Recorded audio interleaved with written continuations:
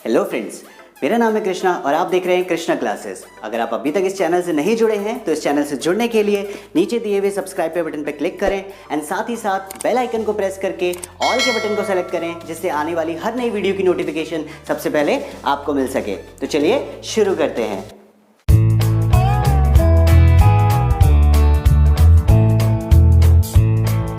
आज हम बात करने जा रहे हैं अपने क्लास 10th के मैथ्स के third chapter pair of linear equation in two variables की एक्सरसाइज 3.4 के बारे में, जिसमें हम एलिमिनेशन मेथड के बारे में सीखेंगे। तो देखिए, क्वेश्चन है solve the following pair of linear equations by the elimination method and the substitution method. दी हुई पेयर ऑफ लीनियर इक्वेशंस को आपको एलिमिनेशन मेथड से एंड सब्स्टिट्यूशन मेथड से सॉल्व करना है। मैंने अपनी पिछली वीडियो में सब्स्टिट्यूशन मेथड के बारे में बता दिया है कि किस तरीके से सब्स्टिट्यूशन मेथड को यूज करके पेयर ऑफ लीनियर इक्वेशन को सॉल्व किया जा सकता है। आज हम बात करने जा रहे हैं फिलहाल एलिमिनेशन मेथड के बारे में। तो एलिमिनेशन का मतलब क्या होता है? एलिमिनेशन का मतलब होता है किसी को हटाना, ठीक है। तो यानी अगर आपके पास एक pair of linear equation given है जिसमें दो अलजेब्रिक फॉर्म यूज हो रही हैं, चाहे वो xy हो, चाहे वो pq हो, चाहे वो ab हो, कोई भी दो अलजेब्रिक फॉर्म अगर उसमें यूज हो रही हैं तो उसमें से किसी एक फॉर्म को हटाना, दैट इज कॉल्ड एलिमिनेशन, ठीक है। तो यहां पे हम यूज करने जा रहे हैं एलिमिनेशन मेथड, ठीक है। तो देखिए कैसे सॉल्व करेंगे। यहां पे हमारे पास दो इक्वेशन है, x + y = 5, इसको हमने बना दिया इक्वेशन 1 एंड सेकेंड इक्वेशन है 2x - 3y = 4, इसको हमने बना दिया इक्वेशन 2। अब आप देख सकते हैं कि यहां पे जो आपकी फर्स्ट इक्वेशन है उसमें x के आगे कोई भी कोफिशिएंट नहीं है, ठीक इसी तरीके से y के आगे भी कोई भी कोफिशिएंट नहीं है। यहां पे आप देख सकते हैं सेकंड इक्वेशन में x के आगे 2 है जबकि y के आगे 3 है। अगर हम इन दोनों इक्वेशन को ऐड करेंगे तो हमें डिफरेंट साइन देखने पड़ेंगे। जैसे कि यहां पे प्लस है यानी y यहां पे प्लस का है एंड y यहां पे माइनस का है। तो अगर मैं इन दोनों इक्वेशन को ऐड कर दूं तो यहां पर y कैंसिल हो सकता है, लेकिन सिचुएशन क्या है? सिचुएशन ये कहती है कि यहां पर y का कोफिशिएंट 3 होना चाहिए, तभी ये दोनों इक्वेशन को ऐड करने पे y वाला टर्म एलिमिनेट हो जाएगा, ठीक है। तो हमें क्या करना है, हमें यहां पे जो हमारी फर्स्ट इक्वेशन है उसमें 3 से मल्टीप्लाई कर देनी है। तो हम यहां पे लिखेंगे मल्टीप्लाई इक्वेशन 1 बाय 3, ठीक है। हम इक्वेशन 1 को 3 से मल्टीप्लाई कर देंगे तो क्या हो जाएगा? देखिए 3x, जब 3x के साथ मल्टीप्लाई करेगा तो 3x बनेगा। और मल्टीप्लाई कैसे होगी मैं क्लियरली आपको बता दूं, x + y यानी यहां पर इस तरीके से 3 से मल्टीप्लाई हो जाएगी एंड = 5 दे रखा है तो = 3 × 5 हो जाएगा, ठीक है। दोनों साइड, लेफ्ट हैंड साइड भी राइट हैंड साइड भी, दोनों साइड आपको 3 से मल्टीप्लाई करानी पड़ेगी। तो यहां भी हमने 3 से मल्टीप्लाई करा दी एंड यहां भी हमने 3 से मल्टीप्लाई करा दी। तो हम इसको इस तरीके से लिखेंगे। अब एक बार आप देख लीजिए, 3 × x 3x plus 3 × y 3y 3y = 3 5 15। तो ये आ गया आपका 15। अब ये जो इक्वेशन है इसको आप बना लीजिए इक्वेशन 3, ठीक है। अब देखिए सेकेंड वाली इक्वेशन में y का कोफिशिएंट 3 है जो कि माइनस का है, थर्ड वाली इक्वेशन में y का कोफिशिएंट 3 है जो कि प्लस का है। अगर हम इन दोनों इक्वेशन को ऐड कर देते हैं तो y वाला टर्म एलिमिनेट हो जाएगा। तो हम यहां पे क्या लिखेंगे? हम यहां पे लिखेंगे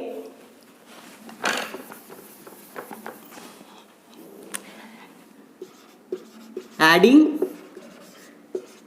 equation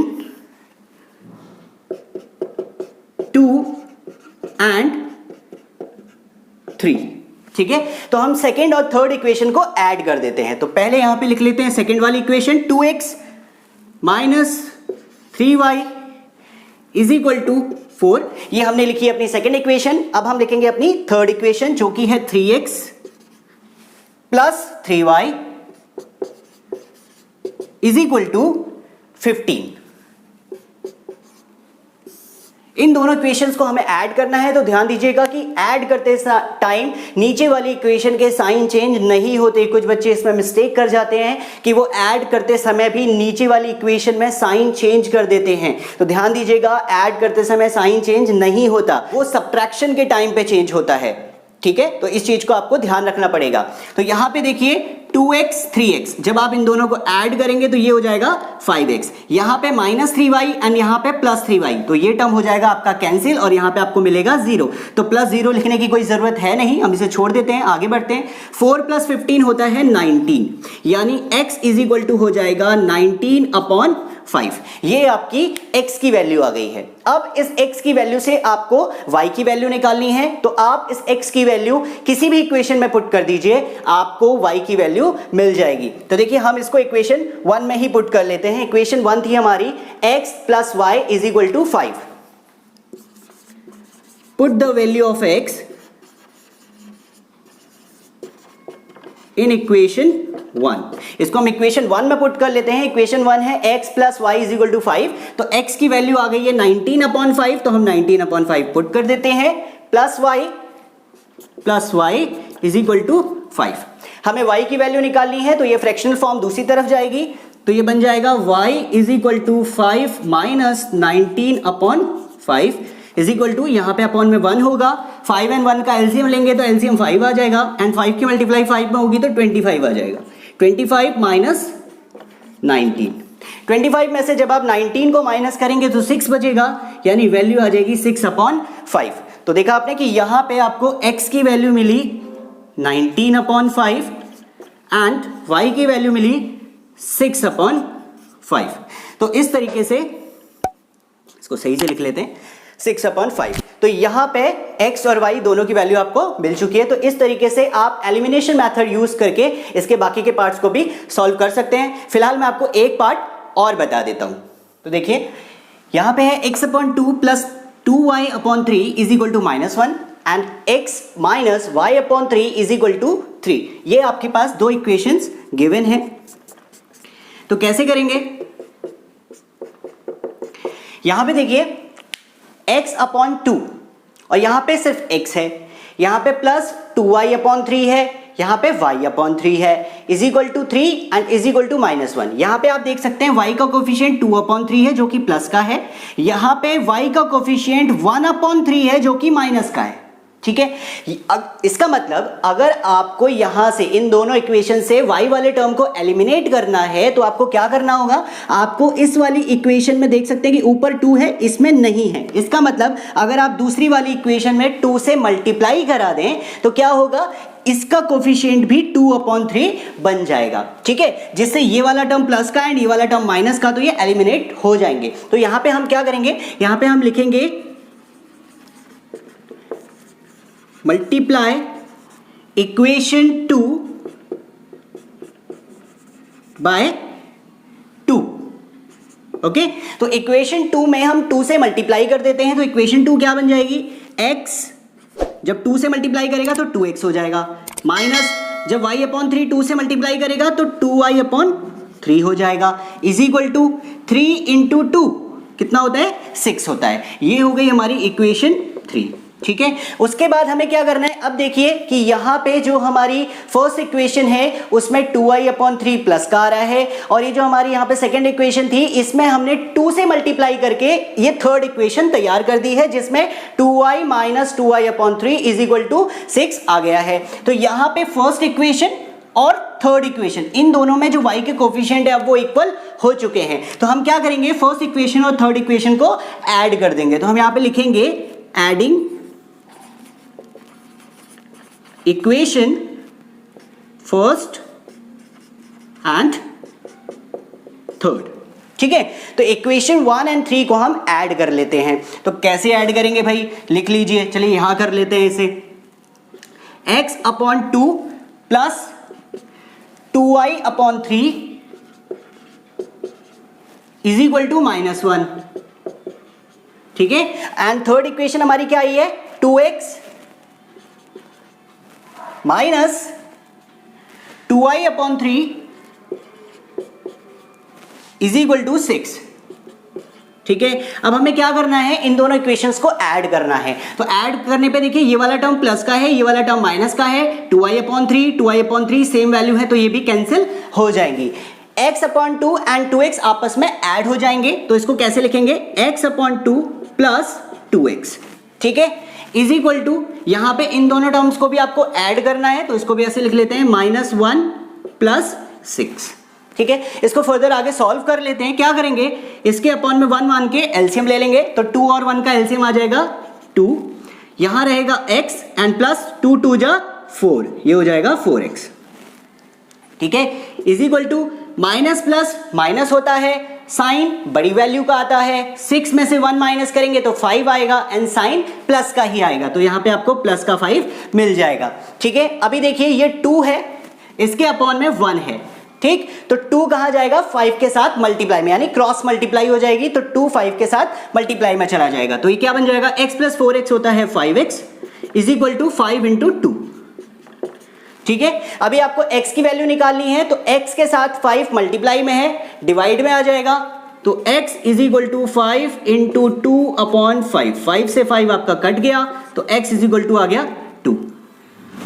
ठीक है, तो देखिए x की वैल्यू 2 आपके पास आ चुकी है। आपको क्या करना है, आपको y की वैल्यू निकालनी है, तो x की वैल्यू आप इनमें से किसी भी इक्वेशन में पुट कर दीजिए, आपके पास y की वैल्यू निकल जाएगी। तो x की वैल्यू 2 है, जो हम इक्वेशन 1 में ही पुट कर लेते हैं, तो इसको हम यहां पर सॉल्व कर लेते हैं। इसको मैं रफ कर देता हूं इधर से।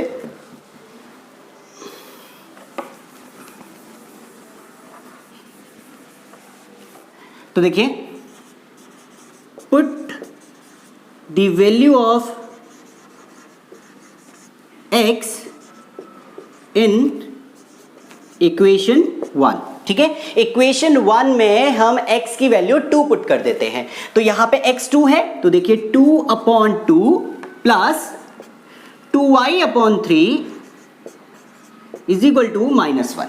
ठीक है, 2 से 2 आपका कैंसिल हो जाएगा, तो 2 1 जा 2 होता है, तो 1 आएगा यहां पे, प्लस 2y अपॉन 3 हो गया इज इक्वल टू -1। ये 1 दूसरी तरफ चला जाएगा, लेफ्ट हैंड साइड में पॉजिटिव है, राइट हैंड साइड में जाके नेगेटिव हो जाएगा, तो क्या लिखेंगे, 2y upon 3 is equal to -1 and -1। तो क्या हो जाएगा, इसको आगे सॉल्व कर लेते हैं, तो ये मिलेगा आपको 2y upon 3 is equal to -2। ठीक है, अब देखिए 3 आपका डिनोमिनेटर में है, ये कहां चला जाएगा, मल्टीप्लाई में चला जाएगा 2 के साथ। ठीक है, एंड 2 ऊपर न्यूमरेटर में मल्टीप्लाई में है, तो वो कहां आ जाएगा, डिवाइड में। तो इसको एक ही स्टेप में हम लिख लेते हैं, ये हो जाएगा आपका y is equal to -2 into 3 upon 2। 2 से आपने 2 को कट कर दिया, 2 1 जा 2, तो यहां पे आ जाएगा -3, यानी y की वैल्यू आपके पास आ गई -3, तो इसको हम यहां पे लिख लेते हैं, y इज इक्वल टू -3। तो देखा आपने कि x की वैल्यू आ गई आपके पास 2 एंड y की वैल्यू आ गई -3। तो इस तरीके से आप एलिमिनेशन मेथड को यूज करके किन्हीं भी दो पेयर ऑफ लीनियर इक्वेशंस को सॉल्व करके x और y या a और b जो भी आपको अलजेब्रिक टर्म गिवन है उनकी वैल्यूज निकाल सकते हैं। अगर आपको सब्स्टिट्यूशन मेथड करने में कोई प्रॉब्लम हो रही है तो मैं डिस्क्रिप्शन में सब्स्टिट्यूशन मेथड की वीडियो का लिंक दे दूंगा, आप डिस्क्रिप्शन में जाके उस वीडियो को देख सकते हैं और सब्स्टिट्यूशन मेथड सीख सकते हैं। अब चलते हैं अपने नेक्स्ट क्वेश्चन की तरफ।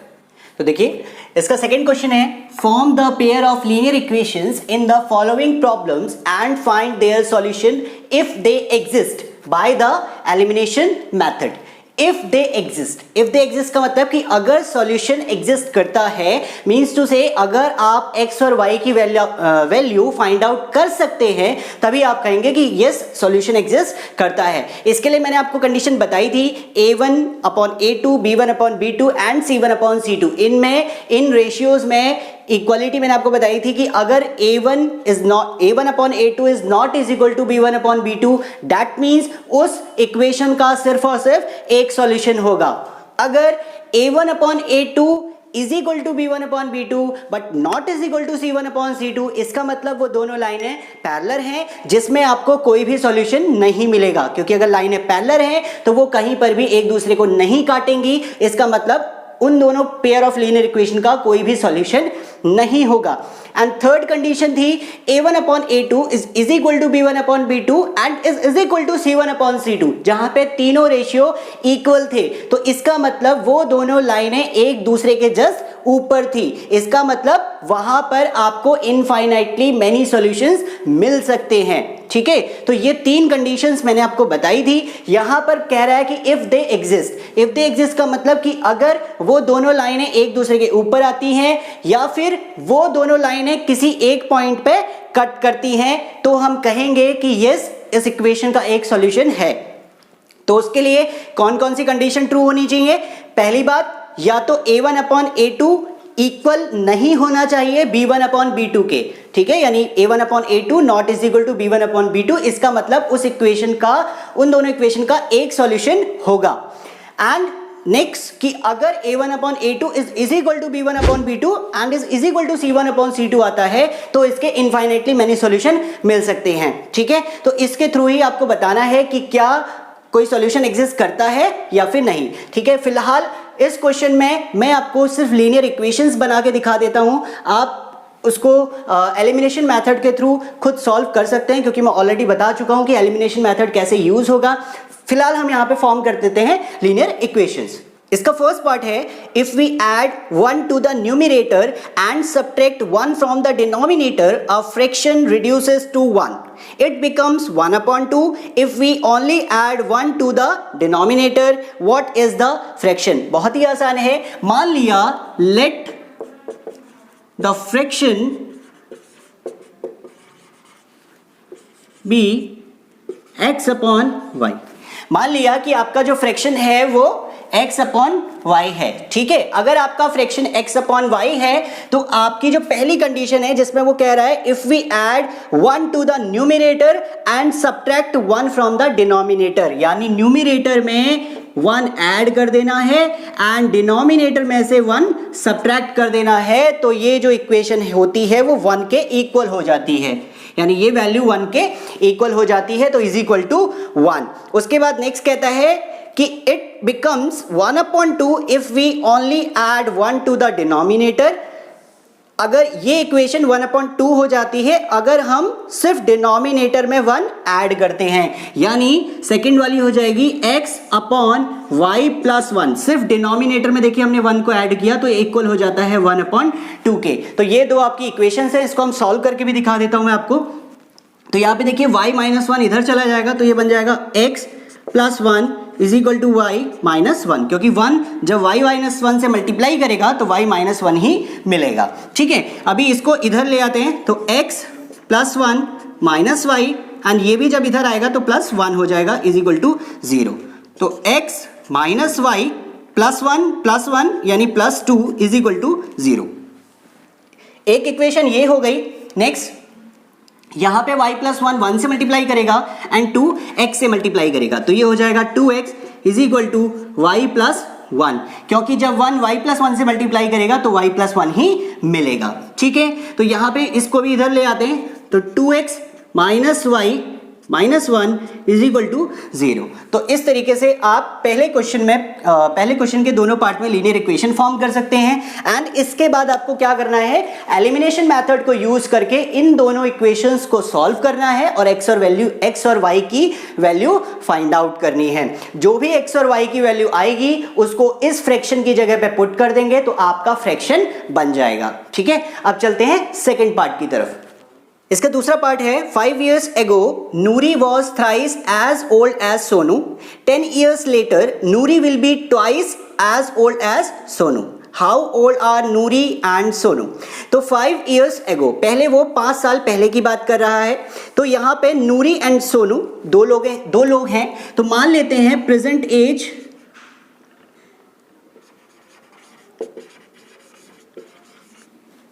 Of Noori is equal to x। मान लिया नूरी की जो प्रेजेंट एज है वो x है एंड सोनू की जो प्रेजेंट एज है वो y है। ठीक है, तो ये हमने दोनों की एजेस मान ली हैं। प्रेजेंट एज, नूरी की प्रेजेंट एज है x एंड सोनू की प्रेजेंट एज है y। अब देखिए इक्वेशन वो क्या कहता है, वो कहता है 5 years ago, 5 साल पहले, 5 साल पहले नूरी की एज क्या रही होगी, x माइनस 5 रही होगी, एंड सोनू की एज क्या रही होगी, y माइनस 5 रही होगी। वो इन दोनों एजेस में कुछ कंपैरिजन आपको दिखाना चाहता है, तो सबसे पहले तो हमने 5 साल पहले की जो दोनों की एजेस होंगी वो निकाल के रख ली हैं। उसके बाद वो कहता है 5 years ago Noori was thrice as old as Sonu. Noori जो था वो 3 गुना था सोनू की एज का, यानी सोनू की जो भी एज थी नूरी उसका 3 गुना था। अगर हम इन दोनों इक्वेशन को बैलेंस करना चाहते हैं तो ये 3 गुना था, अगर ये 3 गुना था तो आपको सोनू की एज को 3 गुना करना होगा, तो यानी यहाँ पे हम 3 से मल्टीप्लाई कर देंगे। तो देखिए इक्वेशन क्या बन जाएगी, x minus 5 is equal to 3y minus 3 5 15। इसको इधर ले आते हैं तो x माइनस 5, 3y जब इधर आएगा तो माइनस का 3y हो जाएगा, एंड माइनस 15 जब इधर आएगा तो प्लस का 15 हो जाएगा, इज इक्वल टू 0। इसको सॉल्व कर लेते हैं तो ये क्या हो जाएगा, x माइनस 3y, ये माइनस का 5 है, ये प्लस का 15 है, माइनस प्लस माइनस होता है, 15 में से 5 माइनस कर देंगे तो 10 आएगा, जो कि प्लस का होगा क्योंकि साइन हमेशा बड़ी वैल्यू का आता है। बड़ी वैल्यू 15 है जो कि प्लस की है, तो साइन भी प्लस का आएगा, इज इक्वल टू 0। तो एक इक्वेशन तो आपके पास ये आ गई। अब दूसरी इक्वेशन कैसे फॉर्म करेंगे, देखिए दूसरी इक्वेशन के लिए वो एक रिलेशन दे रहा है कि 10 years लेटर, 10 साल बाद Noori will be twice as old as Sonu. Noori जो है वो 2 गुना रह जाती है, ठीक है भाई। अब कितने अब कंपैरिजन दे रहा है वो 10 years लेटर, 10 साल बाद का। तो 10 साल बाद नूरी की एज क्या हो जाएगी, x प्लस 10, ठीक है, और 10 साल बाद सोनू की एज क्या हो जाएगी, y प्लस 10। ये दोनों की 10 साल बाद की एज है, इनमें कंपैरिजन दे रखा है। क्या कहा है कंपैरिजन में कि 10 years later Noori will be twice as old as Sonu. जो नूरी है वो 2 गुना हो जाता है, अगर ये 2 गुना हो जाता है तो इक्वेशन को बैलेंस करने के लिए आपको इसको 2 गुना करना होगा, ठीक है। तो देखिए क्या बन जाएगा, x plus 10 is equal to 2y plus 2 10 जा 20। इसको सॉल्व कर लेते हैं, x plus 10 minus 2y minus 20 is equal to 0।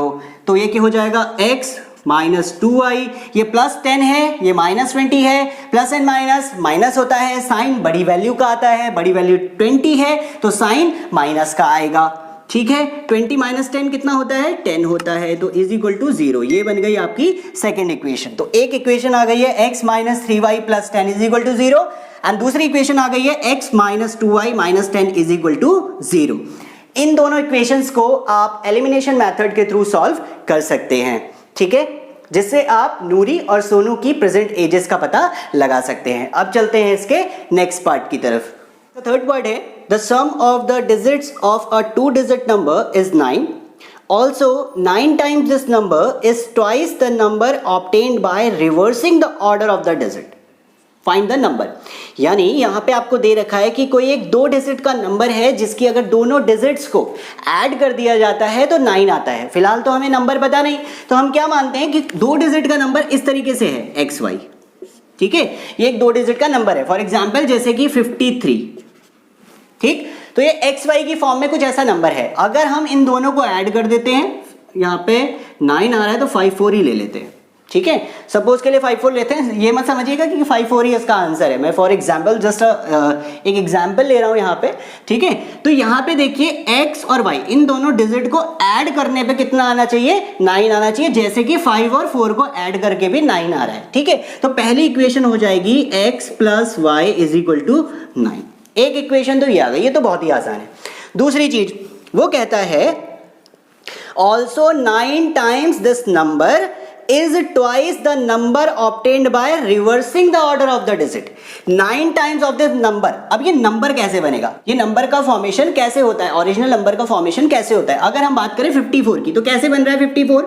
अगर मैं 10s प्लेस वाले नंबर 5 को 10 से मल्टीप्लाई करूं एंड प्लस इसमें 1s प्लेस वाला नंबर ऐड कर दूं तो 5 प्लस 10 हो जाता है 50 प्लस 4 बन जाता है 54। यानी नंबर का ओरिजिनल फॉर्मेशन होता है tens place value into 10 plus ones place value. ठीक है, यहां पे आपने देखा कि हमने नंबर माना था एक्स वाई। अगर हमने नंबर एक्स वाई माना था तो वंस प्लेस पे नंबर कौन सा है, वाई, और टेंस प्लेस पे नंबर कौन सा है, एक्स। अगर इससे हमें ओरिजिनल नंबर बनाना है तो ओरिजिनल नंबर कैसे होगा, जैसे कि मैंने अभी बताया, मैं यहां पे लिख भी देता हूं, नंबर इंटू 10, यहां पे लिख देते हैं टेंस,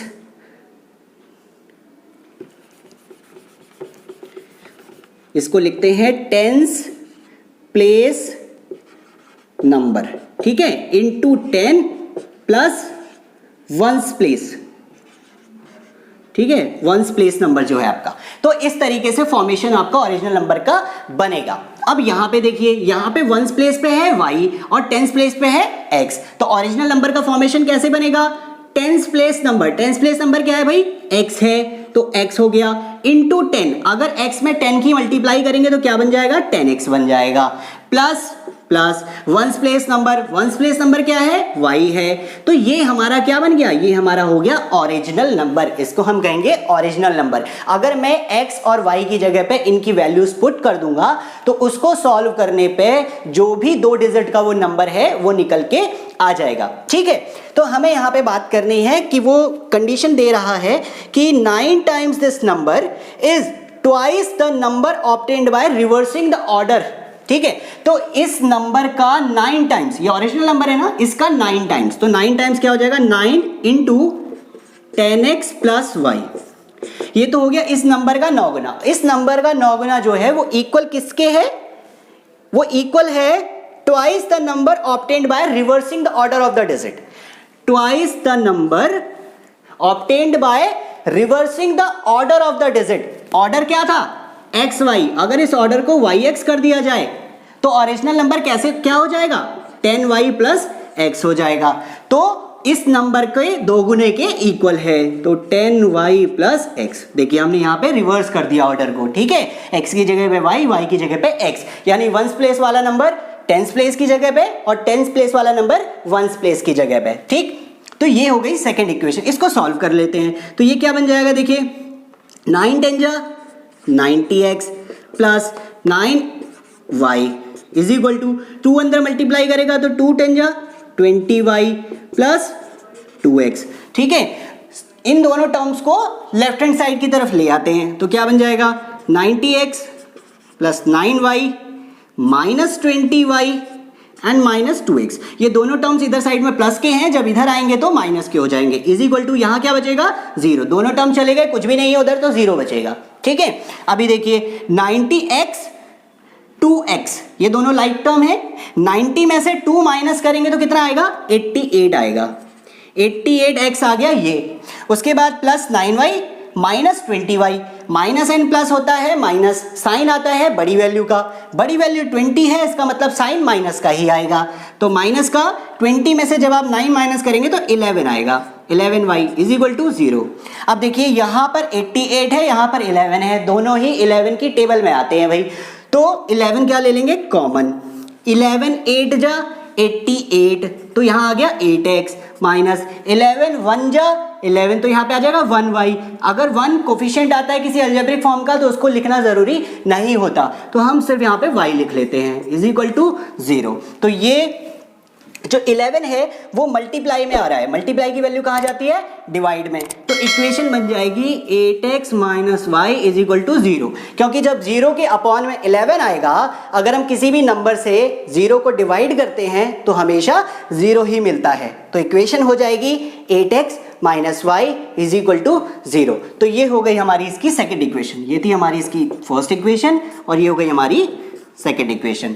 तो इन दोनों इक्वेशन को आप फिर से एलिमिनेशन मेथड के थ्रू सॉल्व करके x और y की वैल्यू निकाल सकते हैं। जो भी x और y की वैल्यू आएगी उसको आप इस ओरिजिनल फॉर्मेशन में पुट करके यहां से उसकी वैल्यू निकाल सकते हैं, यानी नंबर निकाल सकते हैं कि कौन सा नंबर होगा। ठीक है, अब चलते हैं इसके नेक्स्ट पार्ट की तरफ। देखिए इसका फोर्थ पार्ट है, Meena went to a bank to withdrawal 2000। Meena bank गई 2000 रुपए निकालने के लिए। She asked the cashier to give her ₹50 and ₹100 notes only.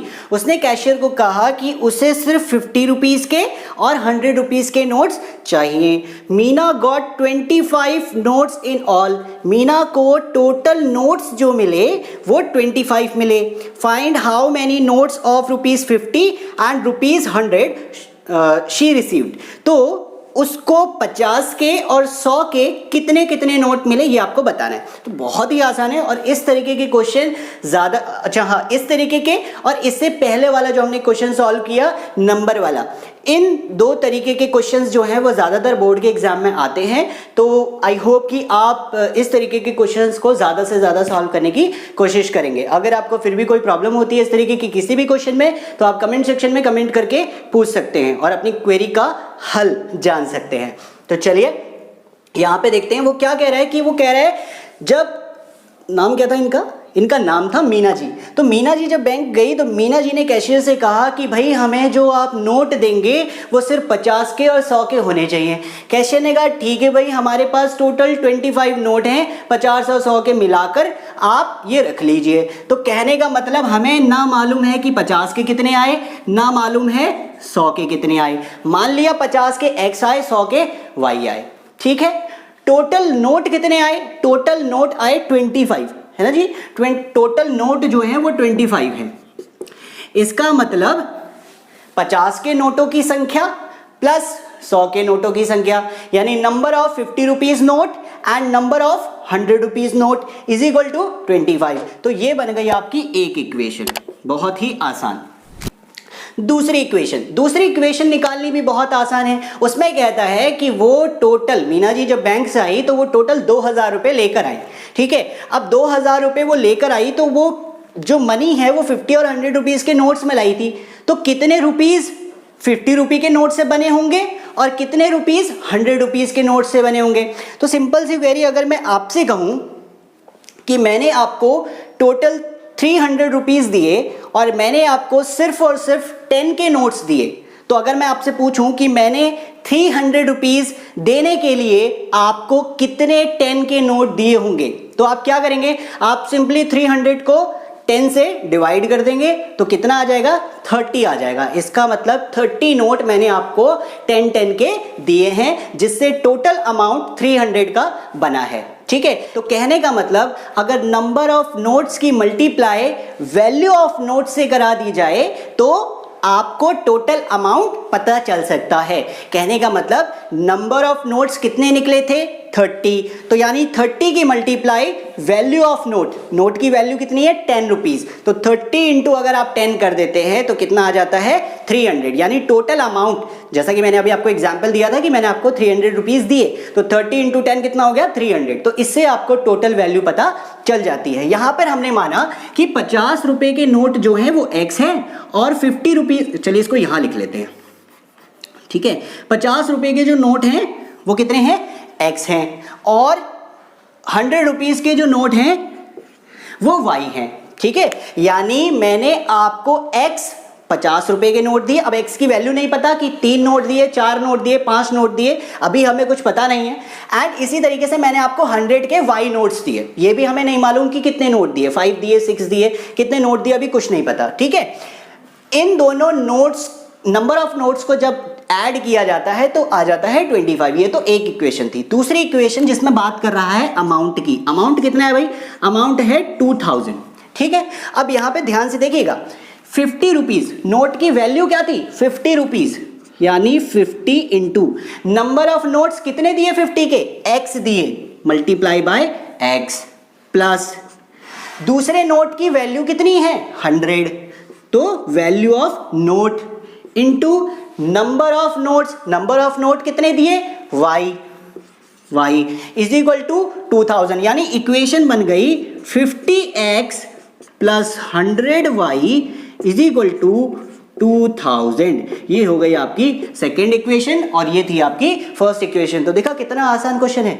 बहुत से बच्चे इसको करने में बहुत ज़्यादा कंफ्यूज हो जाते हैं कि कैसे मल्टीप्लाई करेंगे, किससे मल्टीप्लाई करेंगे। तो कंफ्यूज होने की ज़रूरत नहीं है। अगर आपको कभी भी एलिमिनेशन मेथड या फिर सब्स्टिट्यूशन मेथड या फिर क्रॉस मल्टीप्लिकेशन मेथड। अगर इन तीनों मेथड का कोई भी क्वेश्चन मिलता है तो सिंपल सी बात है कि आपको लीनियर इक्वेशन फॉर्म करनी होगी। दो लीनियर इक्वेशन आपको फॉर्म करनी है जिसको सॉल्व करके आपको x और y की वैल्यू निकालनी है। तो यहां पर इस तरीके के जो क्वेश्चन है उसमें एक चीज हमेशा ध्यान रखिएगा कि रुपीज निकालने के लिए नंबर ऑफ नोट की मल्टीप्लाई वैल्यू ऑफ नोट से होती है। इस चीज को हमेशा ध्यान दीजिएगा कि अगर मैंने आपको 100 नोट्स दिए हैं 10 रुपीज के, तो इसकी वैल्यू निकालने के लिए नंबर ऑफ नोट यानी 100 की मल्टीप्लाई वैल्यू ऑफ नोट, यानी 10 रुपीज का नोट था ना तो उसकी वैल्यू 10 हो गई, तो 10 से मल्टीप्लाई कर देंगे तो 100 इंटू 10 यानी 1000। अगर मैं आपको 10 रुपीज के 100 नोट देता हूं इसका मतलब मैं आपको 1000 रुपीज दे रहा हूं। तो ये चीज आपको ध्यान रखनी है कि वैल्यू निकालने के लिए हमेशा, अमाउंट निकालने के लिए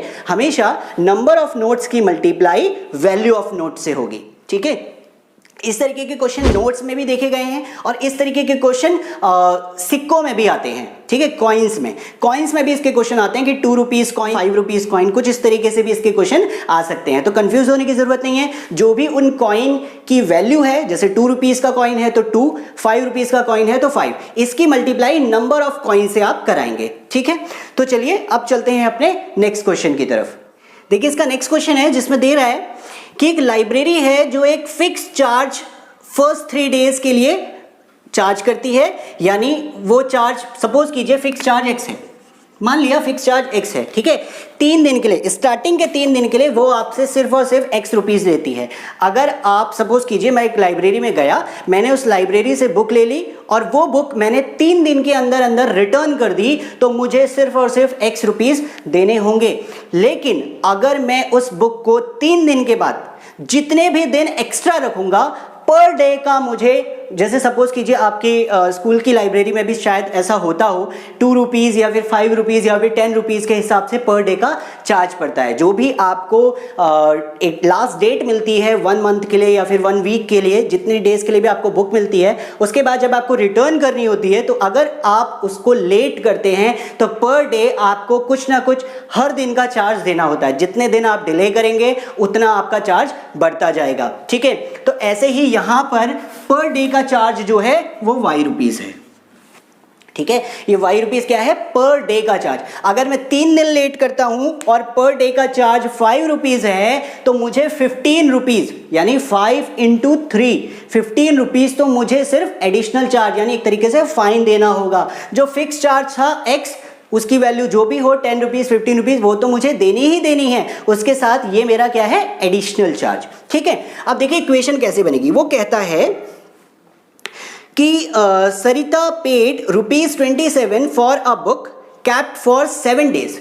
सरिता जी ने 27 रुपीज दिए हैं जब उन्होंने बुक 7 डेज के लिए रखी है। तो पहली बात कि उसने बोला शुरू के 3 दिन के लिए तो फिक्स चार्ज था, शुरू के 3 दिन जो थे वो एक्स चार्ज में निकल गए। ठीक है, प्लस अब इसमें कौन सा चार्ज जुड़ा, उन्होंने कितने दिन के लिए रखी, 7 डेज के लिए रखी। 7 में से अगर आप 3 माइनस कर देते हैं तो कितना बचता है, 4 बचता है। इसका मतलब उन्होंने 4 दिन लेट से बुक जमा करी। तो कहने का मतलब उनको 4 दिन का एडिशनल चार्ज y रुपीज के हिसाब से पे करना होगा। अगर इस y की वैल्यू 5 रुपीज होगी तो 5 4 जा 20 यानी 20 रुपीज उन्हें एज अ फाइन पे करने होंगे। और जो भी उनका चार्ज था फिक्स चार्ज 10 रुपीज या फिर 20 रुपीज, जो भी वो फिक्स चार्ज था वो तो उनको देना ही देना है, उसके साथ में उन्हें 20 रुपीज एडिशनल चार्ज भी देना होगा। ठीक है, तो इस तरीके से आप चार्ज निकाल सकते हैं। अच्छा, उन्होंने टोटल कितने रुपीज दिए थे, टोटल दिए थे 27 रुपीज। तो ये हो गई आपकी इक्वेशन 1। ठीक है, इसमें जो लैंग्वेज है वो आप खुद लिख सकते हैं, let the fix charge is equal to x, additional charge for each day is equal to y। तो इस तरीके से लैंग्वेज आप खुद से लिख सकते हैं। उसके बाद इक्वेशन फॉर्मेशन करनी है, तो ये आपकी हो गई फर्स्ट इक्वेशन। इसके बाद वो आगे कहता है कि while sushi paid ₹21 for the book she kept for 5 days. Sushi ने वो बुक 5 दिन तक रखी है। अगर सुशी ने 5 दिन तक रखी है तो x रुपीज तो फिक्स चार्ज उनको 3 दिन के लिए देना ही देना है। उसके बाद कितने दिन बचे, 2 दिन और बचे, क्योंकि उन्होंने 5 डेज के लिए ली है तो 3 दिन का तो फिक्स चार्ज x रुपीज पड़ चुका है। उसके बाद 2 दिन का उनको एडिशनल चार्ज देना है, तो यहाँ पे हो जाएगा 2y। इज इक्वल टू कितने रुपीज दिए उन्होंने, टोटल दिए 21 रुपीज, तो इज इक्वल टू 21, ये हो गई आपकी सेकेंड इक्वेशन। तो इस तरीके से आप इक्वेशन फॉर्म करके उनको एलिमिनेशन मेथड के थ्रू या फिर सब्स्टिट्यूशन मेथड के थ्रू सॉल्व कर सकते हैं। फिलहाल इस एक्सरसाइज में आपको यहाँ पे एलिमिनेशन मेथड यूज करना है इन क्वेश्चंस के लिए, तो आप इनको एलिमिनेशन मेथड के थ्रू सॉल्व करेंगे। जो आपका क्वेश्चन नंबर 1 था उसमें आपको elimination method and substitution method दोनों ही यूज करने हैं। मैंने आपको यहाँ पर अभी इस वीडियो में सिर्फ और सिर्फ एलिमिनेशन मेथड बताया है। सब्स्टिट्यूशन मेथड मैं आपको अपनी पिछली वीडियो में ऑलरेडी बता चुका हूं। जिन लोगों ने वो वीडियो नहीं देखी है, डिस्क्रिप्शन में मैं उसका लिंक दे दूंगा, वो वहां जाके उस वीडियो को देख सकते हैं और सब्स्टिट्यूशन मेथड भी सीख सकते हैं। आई होप कि आपको अब इस एक्सरसाइज के सारे क्वेश्चन समझ में आ गए होंगे और आप अब इस तरीके के कोई भी क्वेश्चन को करने में किसी भी तरीके की कोई प्रॉब्लम फेस नहीं करेंगे। अगर आपको ये वीडियो अच्छी लगी हो तो एक लाइक तो बनता है। तो मिलते हैं अपनी नेक्स्ट वीडियो में, तब तक के लिए गुड बाय।